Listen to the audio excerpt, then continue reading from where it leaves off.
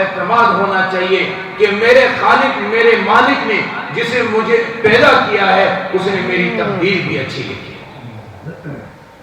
فقدر، اللہ رب العزت نے تقدیر کو لکھا. پھر ماں کے پیٹ میں تین اندھیروں میں اللہ نے رکھا. پیٹ کا اندھیرا، بچے دانی کا اندھیرا، پھر بچے کے اوپر جو جھلی ہوتی ہے اس کا اندھیرا. تین اندھیروں میں رکھا. اگر وہاں 1000 مرتبہ بھی چیخے چلائے کوئی سن نہیں سکتا. اللہ رب العزت نے پھر وہاں سے نکالا. ثم السبیل یسرا، ہم نے تمہارے نکلنے کے لیے راستے کو آسان کر دیا.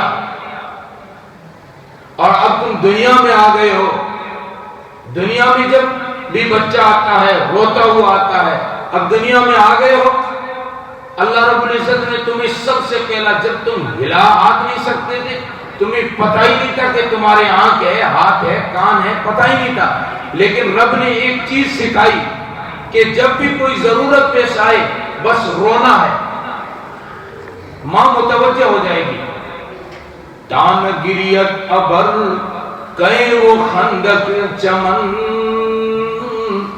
تان گریت ابر کئے وہ خندق چمن، تان گریت طفل کئے جو شدن لبن. فرمایا جب بادل روتے ہیں تو بارشیں آتی ہیں، زمین ہری بھری ہو جاتی ہے. تان گریت طفل کئے جو شدن لبن، پگوڑے میں بچہ جب روتا ہے ماں متوجہ ہو جاتی ہے کہ میرا لال رو رہا ہے. تو اللہ رب العزت نے رونا سکھایا. جب بھی کوئی ضرورت پیش آئے روتا ہے. پیشاب کر لیا، اپنے آپ کو گندا کر لیا، روتا ہے. بندے اب تو جوان ہو گیا ہے، تیرے بازو میں طاقت آ گئی ہے، سب کچھ تیرے پاس ہے، لیکن تو نے رونا نہیں چھوڑنا ہے. ماں کے سامنے رو کے مسئلے حل کروایا کرتا تھا. اب اللہ رب العزت کے سامنے رو کے اپنے مسائل کو حل کروائے. پہلی چیز انسان اپنی تخلیق پر غور کرے. اور قرآن نے کہا ایک جگہ اور سورہ طارق میں کہا فَلْيَنْظُرِ الْإِنسَانُ مِمَّا خُلِقَ، انسان کو چاہیے کہ اپنی تخلیق پر غور کرے. فَلْيَنْظُرِ الْإِنسَانُ مِمَّا خُلِقَ خُلِقَ مِن مَّاءٍ دَافِقٍ يَخْرُجُ مِن بَيْنِ الصُّلْبِ وَالتَّرَائِبِ، کہ اللہ رب العزت نے اس کو اس پانی سے بنایا ہے جو ماں کی چھاتیوں سے نکلتا ہے، باپ کی ریڑھ کی ہڈی سے، کمر سے نکلتا ہے.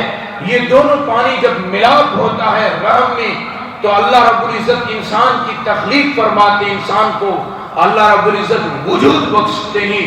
تو انسان پانی سے پیدا ہوا. وہ پانی جس سے انسان گھنا اور گھن کرتا ہے اس پانی سے پیدا ہوا ہے. اب دنیا میں آ گیا ہے، اللہ نے خوبصورتی دی ہے، اس کو تکبر کرنے کی کیا ضرورت. پھر آگے فرمایا ثم السبیل یسر ثم اماتہ فاقبر. جب چند روزہ زندگی، یہ مختصر زندگی، کسی کو کوئی پتہ نہیں. ہاں جب موت آتی ہے لوگ کہتے ہیں یار پچھلے جمعے کو تو میں ملا تھا، یا پچھلے ہفتے تو میں ملا تھا، ابھی 2 دن پہلے تو ملا تھا، کیا ہوا؟ کچھ نہیں، بس ایک ہچکی سی آئی اور اس جہان سے اس جہان میں چلا گیا. یہی ہوتا ہے. اور آج کل تو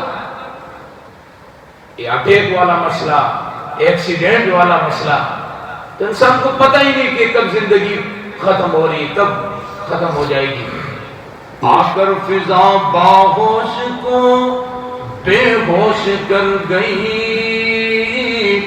ہنگامہ حیات کو خاموش کر گئی. چند لمحوں میں بس ہنگامہ حیات خاموش ہو جاتا ہے.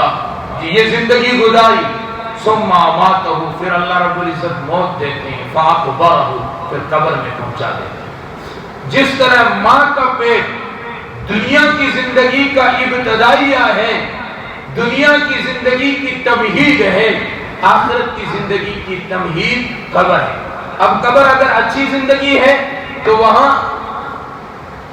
معاملہ اچھا ہوگا، زندگی اگر بری ہے وہ معاملہ برا ہوگا.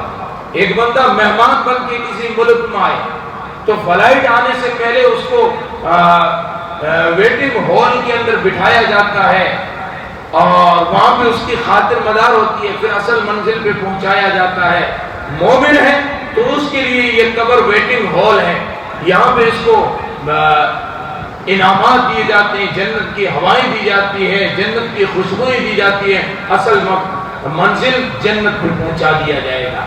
اگر برا آدمی ہے تو جب گرفتار کر کے ملزم کو جب لایا جاتا ہے، پہلے حوالات میں لے جاتے ہیں، پوچھ تاچھ کرتے ہیں، تھوڑی کچھ وہاں پہ اس کی پٹائی بھی کرتے ہیں اور اس کے بعد پھر قید خانے لے جاتے ہیں۔ اگر انسان گنہگار ہے، قبر میں یہی حوالات والا معاملہ ہوگا، پھر جہنم میں پہنچا دیا جائے گا۔ تو دوستو، عرض کرنے کا مقصد یہ کہ ہم جب پیدا ہوئے ایک خون کے